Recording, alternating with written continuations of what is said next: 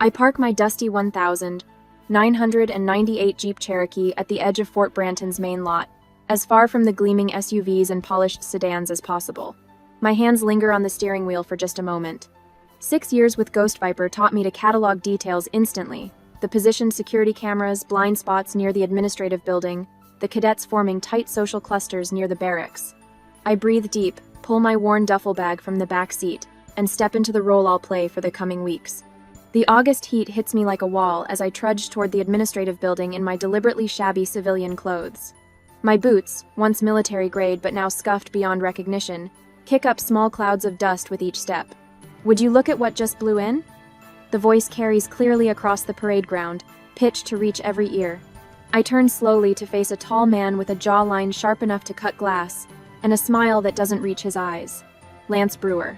His file described him as demonstrating exceptional aptitude, but I see the tells, the way he stands with shoulders too far back, overcompensating. I thought this was an elite program, he continues, surrounded by 4 other cadets. Since when does Fort Branton accept charity cases? The woman beside him, Taryn Mitchell, according to my briefing, smirks. Must be filling quotas again. How sad. I absorb their laughter without changing expression. My fingers itch to show them exactly who they're mocking. But that's not why I'm here. Logistics transfer, I say quietly, holding up my paperwork. Just point me to Captain Harrow. Another office drone playing soldier. The 3rd cadet, Derek Sullivan, practically spits the words, his thick neck reddening. His stance broadcasts insecurity masked by aggression, hands clenched too tight at his sides. Lance steps closer, examining me like I'm a curiosity. Training's going to eat you alive, sweetheart. I let my gaze drop submissively while noting every detail. Lance's overconfidence masking mediocre skills, Taryn's insecurity driving her cruelty, Derek's bluster compensating for technical incompetence. Nothing in their files suggested they deserved their top placements. First data point confirmed. Captain Harrow emerges from the building, clipboard in hand. He's shorter than his official photo suggests, with crow's feet that deepen when he frowns, which he does immediately upon seeing me. Blake? Olivia Blake? He barely glances at my transfer papers before looking past me. Logistics support, correct? Yes, sir, I confirm, standing at attention. He waves dismissively. Far corner of Barracks C. Report for morning formation at 0500. He hands my papers back without meeting my eyes, then addresses Lance with noticeably more respect. Brewer, get your team ready for the obstacle course assessment. Yes, sir. Lance responds with a grin that vanishes the moment Harrow turns away. Later, alone in the commissary bathroom, I stare at my reflection while the water runs. General Reed's warnings echo in my mind. 3 recruits dead in 6 months, Blake. Training accidents, they're calling them. His weathered face had been grim during our classified briefing. The official reports claim recruit error, but something doesn't add up. I'd spent the last 6 years with Ghost Viper, training in isolation for precisely this kind of infiltration. My marriage to Reed remained classified. No favoritism could taint this investigation. We need someone on the inside, he'd continued. Someone whose record won't raise suspicions. I splash water on my face and return to the mess hall, where the evening meal is underway. I've barely sat with my tray when Derek passes behind me, his tray accidentally tipping, sending gravy across my shoulder. Oops, he says to widespread laughter. Guess they don't teach coordination in logistics. Taryn's voice carries over the chuckles. Maybe you should crawl back to civilian life before you embarrass yourself further. I say nothing. I simply grab a napkin, clean what I can of my shirt, and continue eating, making small notes in the pocket-sized notebook I keep at hand. When I glance up, I catch the eyes of a quiet cadet across the room, Elena. Unlike the others, she doesn't laugh. Instead, she watches with something like curiosity. The next morning, I'm 2 seconds late to formation. 2 seconds by my precise count. Blake, Captain Harrow bellows. 20 extra laps for tardiness. I run them without complaint, despite the burning in my lungs and the blisters forming on my heels. I maintain a steady pace, not too slow to suggest incompetence, not too fast to reveal training beyond what my cover allows. That night, I wait until the barracks falls silent before whispering into the miniature recorder hidden in my dog tags. Day 1 assessment. Leadership actively encourages bullying as misguided team building. Instructors display clear favoritism towards certain cadets despite performance inconsistencies.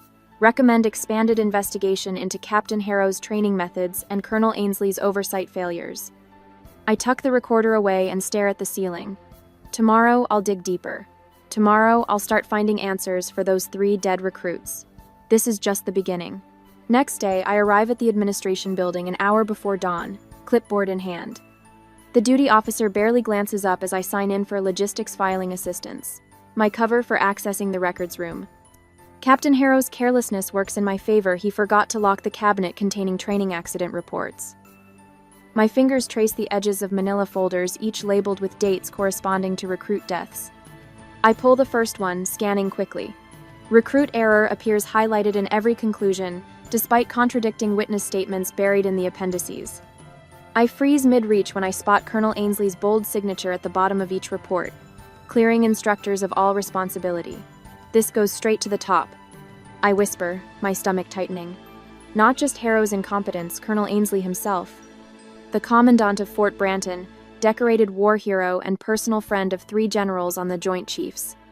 The realization crashes over me like ice water. These aren't isolated incidents. This is systemic. I hear footsteps approaching, and quickly return the folders to their exact positions, moving to a different cabinet just as a clerical officer enters. "You need something?" he asks, suspicious.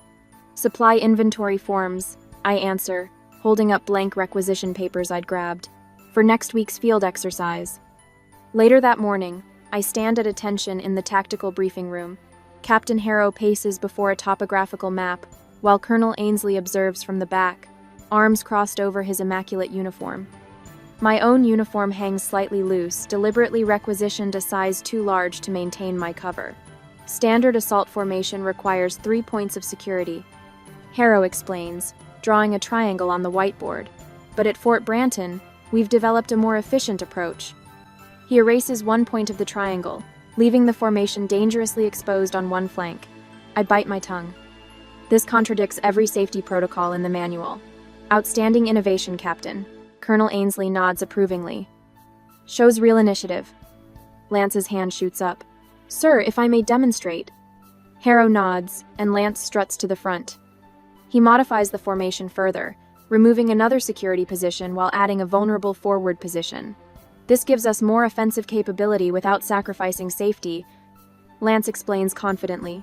I notice Taryn nodding vigorously while Derek smirks. Colonel Ainsley steps forward, clapping Lance on the shoulder. "Excellent thinking, Cadet Brewer. This is exactly the kind of initiative that separates Fort Branton graduates from the rest." I struggle to keep my expression neutral. The formation Lance demonstrated was nearly identical to one that got 3 Rangers killed during an operation in Kandahar 2 years ago. I'd studied the case extensively during my Ghost Viper training. That afternoon, we assemble for a terrain run through the Western Ridge. The August heat shimmers above the dusty trail as Captain Harrow outlines the course. "Blake?" he barks. "Since you're so fond of being exactly where you shouldn't be, you'll run point with Mitchell." Taryn's smile doesn't reach her eyes as I fall in beside her. We're halfway through the course when she deliberately veers right, directly into my path on a narrow section bordered by jagged rocks. Her elbow connects with my ribs, sending me sprawling. My ankle twists sharply as I fall, pain shooting up my leg. "Watch your step, logistics," she sneers, continuing forward without breaking stride. Captain Harrow jogs up moments later, taking in the scene with cold eyes. "On your feet, Blake. If you can't handle a simple training run, maybe you should reconsider your placement here." "Sir, I think my ankle—" Did I ask for excuses? Complete the course. Now. Each step sends knives of pain through my ankle, but I force myself forward, gritting my teeth. I can feel Harrow's eyes boring into my back, waiting for me to fail. I won't give him the satisfaction. I limp into the barracks after sunset, my ankle throbbing. The other cadets pointedly ignore me as I make my way to my bunk, collapsing onto the thin mattress. When I return from the showers, I notice something tucked under my pillow, a roll of medical wrap with a small note. I saw what happened. Elena's handwriting. I glance across the room where she sits cleaning her boots, her eyes briefly meeting mine before looking away. As I wrapped my swollen ankle that night, I wondered if I should report my findings now or continue gathering evidence. Exposing the problems immediately might save someone from injury tomorrow, but without comprehensive proof, would anything really change? What would you do when lives are at stake but the system itself is the threat? The hidden recorder in my dog tags captures my whispered assessment. Day 2 confirmation. Training protocols deliberately violate safety standards with command approval. Colonel Ainsley isn't just allowing dangerous practices, he's actively encouraging them. I stare at the ceiling, calculating my next move while conversations fade around me. 3 dead recruits. How many more before I have enough proof? Yet I mustn't give up. I will reveal the truth. Time passes as I am trying to collect more proof. On Tuesday next week, Lance Brewer's voice carries across the training field like a bullhorn. Starting tomorrow, we're implementing an elimination competition. Lowest performer each day faces consequences in front of everyone. His grin reminds me of sharks I've encountered during maritime exercises, all teeth, no warmth. Captain Harrow stands beside him, arms crossed over his chest, nodding with approval. Colonel Ainsley has authorized this cadet-led initiative. The morning sun beats down on our gathered formation. Sweat trickles between my shoulder blades, but I maintain my deliberately average posture. The colonel has also decided. Harrow continues, his eyes lingering on me for a beat too long. That competition results will directly impact graduation recommendations. A ripple of murmurs passes through the formation. Several cadets glance my way, their expressions ranging from pity to anticipation. I've spent the past week carefully cultivating my image as the camp underdog, competent enough to avoid immediate dismissal but struggling enough to stay beneath notice. Time to separate the soldiers from the secretaries, Lance announces, his gaze fixed directly on me. That night, I discover my canteen has a pinhole leak at the bottom, almost invisible, until half my water supply soaks into my pants during the evening run. When I return to my locker, my compass needle points southeast when it should indicate north. Looking for this? Taryn asks from behind me, holding a small magnet between her manicured fingertips. Oops, must have fallen into your gear. She drops it into my palm with exaggerated concern. Might want to recalibrate before tomorrow's navigation exercise. I say nothing, just pocket the magnet and note the incident in my small leather notebook using the cipher I developed during my second year with Ghost Viper. Each entry documents times, witnesses, and patterns that reveal the corruption festering at Fort Branton. In days to come, mess hall becomes an exercise in isolation. The cadets leave a perfect circle of empty seats around me. Their conversation dips to whispers when I approach, then erupts into laughter as I pass. I collect my tray, eat methodically, and observe which instructors notice the behavior and choose to ignore it. After lights out, I update my hidden recorder. Day 13. Equipment tampering escalating. Compass sabotage suggests tomorrow's elimination will involve navigation. Support from authority figures remains non-existent. The navigation course takes us deep into the wooded hills bordering Fort Branton. We're released at 2-minute intervals with identical objectives. Locate 5 checkpoints using only compass and topographic map, then return to base before the 4-hour cutoff. I intentionally pace myself to maintain middle-of-pack timing until I spot Elena veering off course near the 3rd checkpoint. She studies her map with growing frustration, glancing at her compass repeatedly. When no one else is visible through the trees, I approach silently from her flank. Your declination adjustment is off, I whisper, reaching past her to tap a point on her map. 12 degrees east in this sector. Her eyes widen slightly, but she makes the correction without comment. Before I continue on my own route, she catches my sleeve.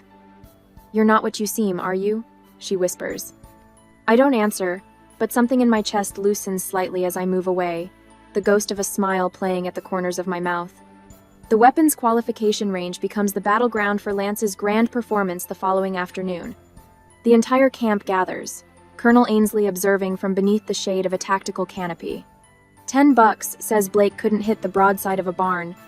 Lance announces loudly, drawing chuckles from his circle of followers. Captain Harrow hands me the standard issue rifle. Standard qualification course, he says flatly. Try not to embarrass yourself. I take the weapon, feeling its familiar weight. For a moment, I consider maintaining my cover, performing adequately but unremarkably. But General Reed's words from our last encrypted communication echo in my mind. Trust your judgment on revealing capabilities. The mission takes priority, but so do the lives at stake. 3 recruits dead in 6 months. I field strip the rifle, my fingers moving with precise efficiency. The rhythmic click-snap of components becomes the only sound as conversations die around me. I reassemble the weapon in exactly 48 seconds, muscle memory from thousands of repetitions guiding each movement. When I step to the firing line, I breathe through my established pattern: half inhale, quarter exhale, hold.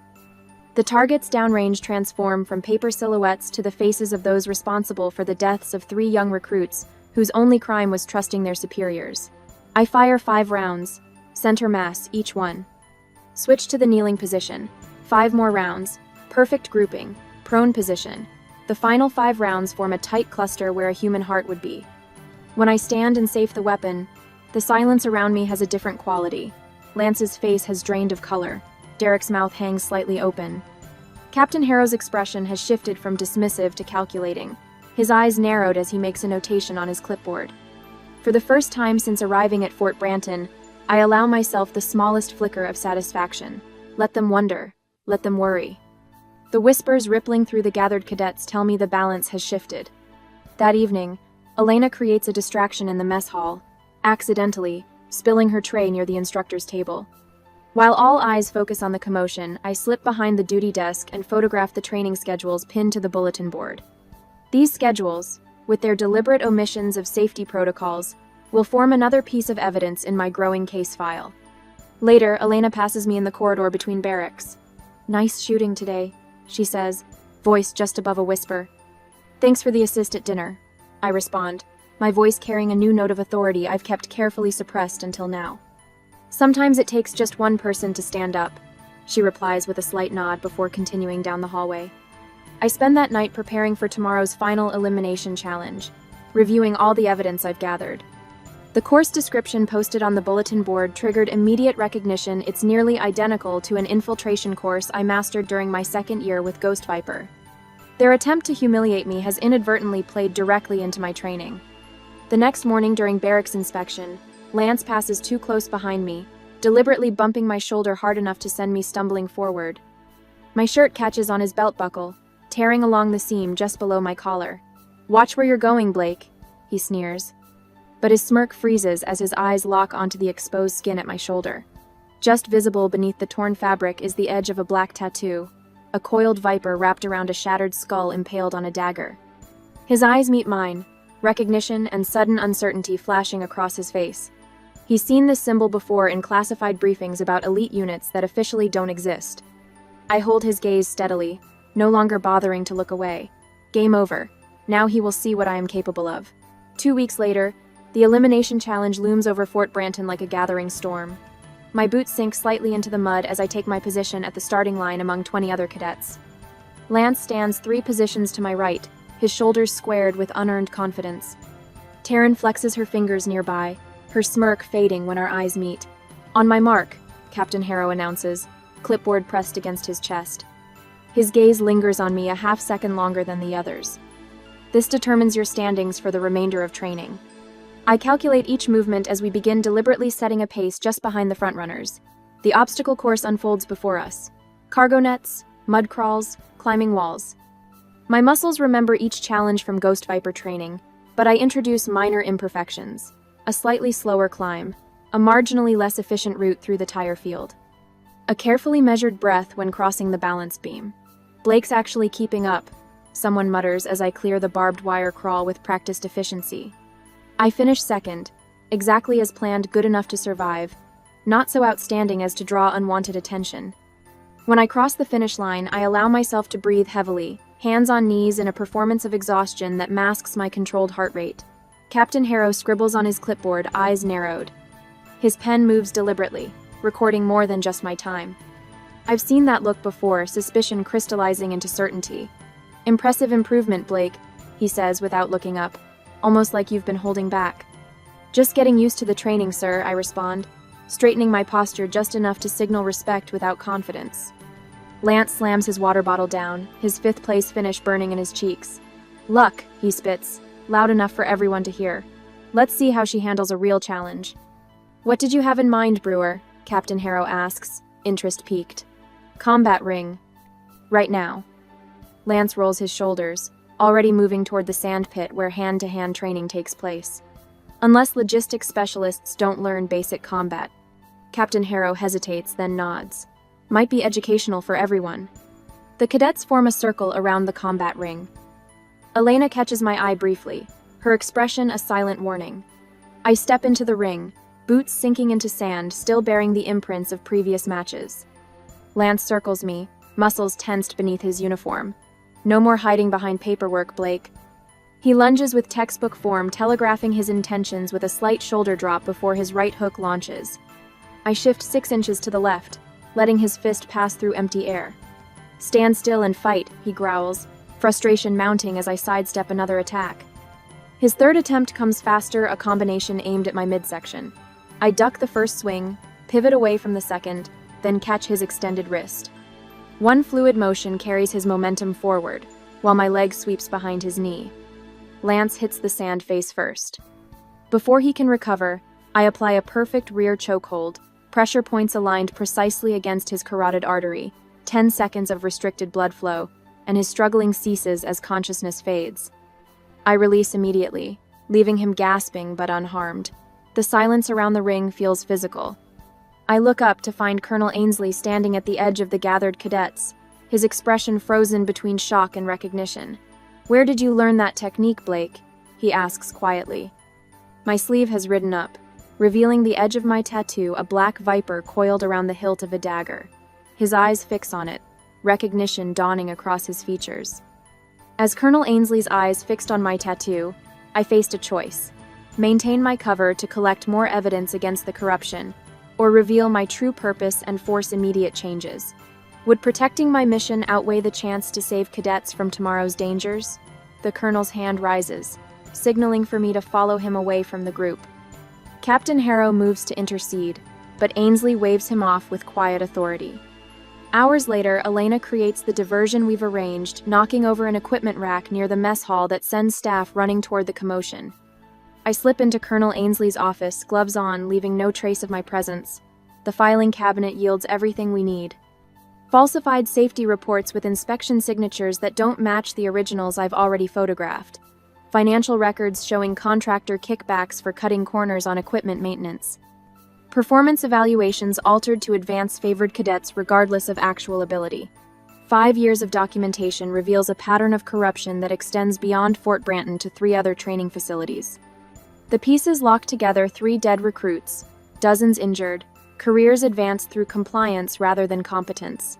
I photograph everything methodically, then return each document to its precise position. When I slip out, the office appears untouched. The following morning, the shift in dynamics is subtle but unmistakable. Captain Harrow maintains formal distance during inspections, but his tone lacks its previous dismissiveness when addressing me. Lance remains sullenly in the middle of his usual group, but their collective swagger has diminished. During afternoon drills, I noticed 3 cadets mimicking my stance rather than Lance's exaggerated posture. Small rebellions against the established order. Mail call. The administration clerk announces at evening formation. Also, schedule update: General Reed will conduct base inspection tomorrow at 0800. My pulse quickens slightly. The timetable has accelerated. Captain Harrow's eyes meet mine briefly before he turns away, his shoulders tense beneath his uniform. "Never seen Harrow so jumpy," Elena murmurs as we're dismissed.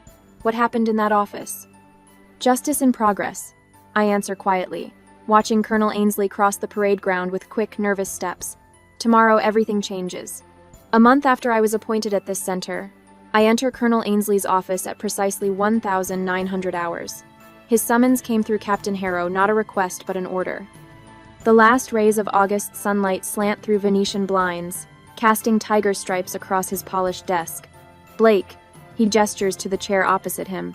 "Take a seat." I remain standing. "Sir." Ainsley's temples glisten with perspiration despite the air conditioning. He loosens his collar before forcing a smile that resembles a grimace. "Your performance this week has been noteworthy." The hidden recorder presses against my chest beneath my dog tags. Every word captured. Every admission preserved. "I've been reviewing your file more thoroughly." He opens a folder on his desk. "Your aptitude scores suggest you're overqualified for logistics." "Just doing my job, sir." He leans forward. "Loyalty is the backbone of this institution, Blake. We value team players who understand the chain of command." I keep my expression neutral. "I believe in doing what's right, sir." "What's right?" He repeats my words slowly. That's precisely what I wanted to discuss. He slides a document across his desk. I'm offering you an instructor position. Starting immediately. Significant pay increase. Career advancement opportunities. I scan the document without touching it. The promotion paper is dated yesterday, prepared before my summons. Quite generous, sir.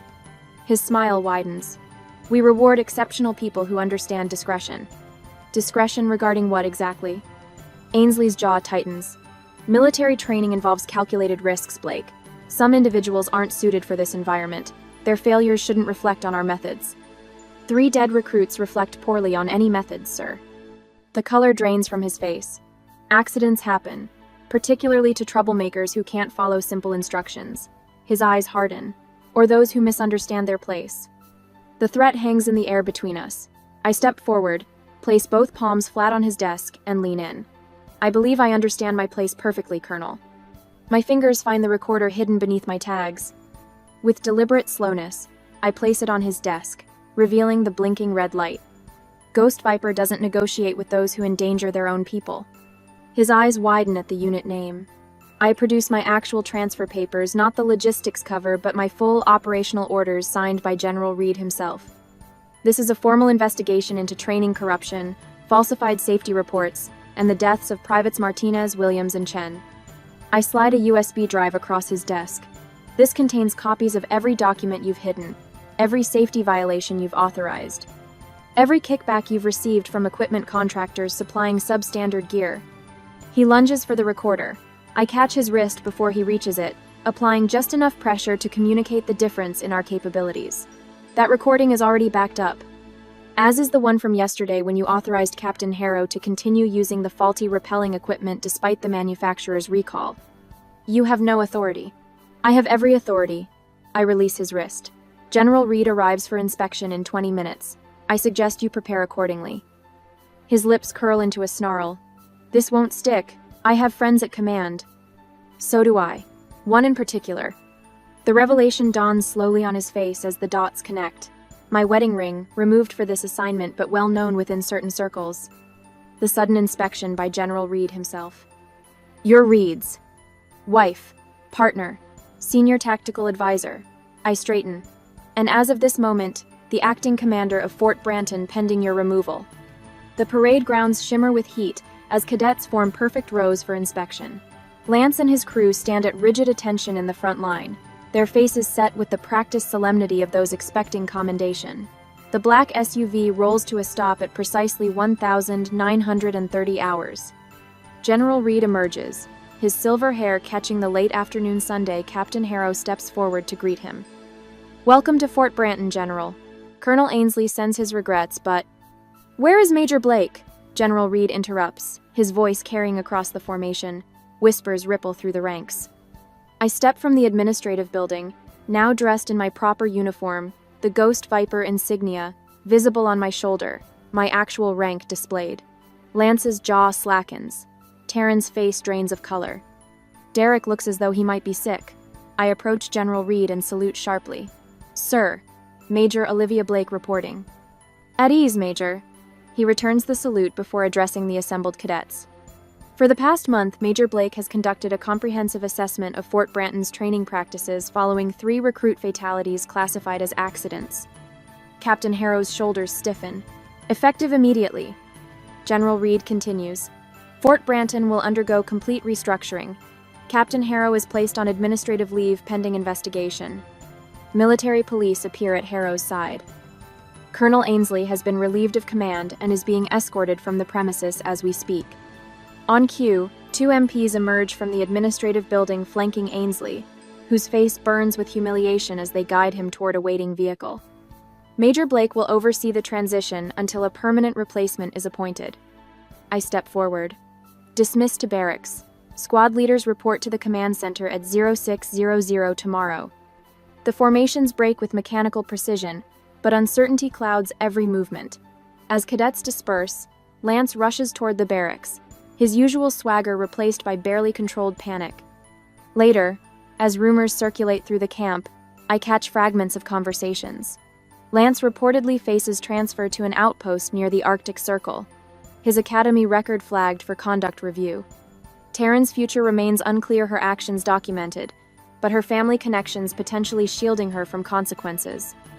I toss my duffel into the back of my Jeep, preparing to return to headquarters now that the initial phase is complete. The familiar weight of my wedding ring rests once again on my finger. Major? I turn to find Elena standing at attention. At ease, cadet. Her eyes hold 1,000 questions. Yet I feel proud as the justice is finally served. I stand in General Reed's office, shoulders squared beneath my dress uniform, the weight of my new commendation medal unfamiliar against my chest. The same staff who once barely glanced my way now snap to attention as I pass. 1 month since Fort Branton, and the world has shifted on its axis. Major Blake, your findings have initiated a complete overhaul of training protocols across 3 branches. General Reed gestures to the stack of reports before the Oversight Committee. His voice carries the formal tone we maintain in professional settings, our marriage still classified despite my mission's completion. The committee members lean forward as I present my evidence. My voice no longer requires the deliberate softness I cultivated at Fort Branton. Instead, I speak with the quiet authority that commands a room without shouting. The pattern of negligence wasn't isolated to individual instructors. I explain, advancing through my presentation. It represented a systemic failure of accountability that endangered recruits while protecting those responsible. Senator Keating, a former Marine, meets my eyes with grudging respect. Your methods were unorthodox, Major, but your results speak for themselves. When I return to Fort Branton for the graduation ceremony, the contrast nearly stops me in my tracks. Cadets who once snickered at my worn clothing now stand at rigid attention as I walk the same path where Lance Brewer first mocked me. The parade ground, once a gauntlet of humiliation, transforms into a stage for redemption as I approach the podium.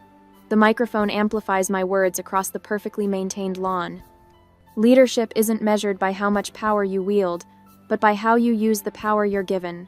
My gaze sweeps across the assembled cadets. Integrity isn't a medal you wear. It's the foundation that supports every decision you make when no one is watching. In the front row, Elena sits with perfect posture, her new leadership insignia catching the sunlight. Her journey from quiet observer to program leader mirrors the transformation of Fort Branton itself. Later, we gather in the officers' lounge, Elena, myself, and General Reed. The formal ceremony gives way to a moment of genuine connection as Reed pours 3 glasses of bourbon. To seeing beneath the surface, he offers, raising his glass. Elena smiles. And to those who taught us how to look. I clink my glass against theirs, feeling the burn of good whiskey and hard-won victory. Back in my office at Ghost Viper headquarters, I review applications spread across my desk. 20 candidates for 5 positions in the reconstituted training program. Through the window, I watch Colonel Ainsley being escorted to a waiting vehicle, his court-martial proceedings finally underway after weeks of investigation. The phone rings. Another training facility requesting consultation on implementing the new safety protocols. Reform ripples outward like concentric circles in still water, touching bases I've never visited. I gather my keys and jacket, heading for the parking lot where my dusty Jeep Cherokee waits. The same vehicle that brought me to Fort Branton as a dismissed nobody now carries me away as a respected architect of change. Every person I pass acknowledges me with the deference my rank commands, but it's the genuine respect in their eyes that matters. As I drive away from Fort Branton for the final time, I wonder if true respect comes from power revealed or character demonstrated through adversity. Is it better to be underestimated and prove your worth, or recognized for your value from the beginning? The question follows me down the highway, but the answer feels less important than the journey that prompted it. I turn up the radio and point my Jeep toward home, leaving Fort Branton to its new beginning.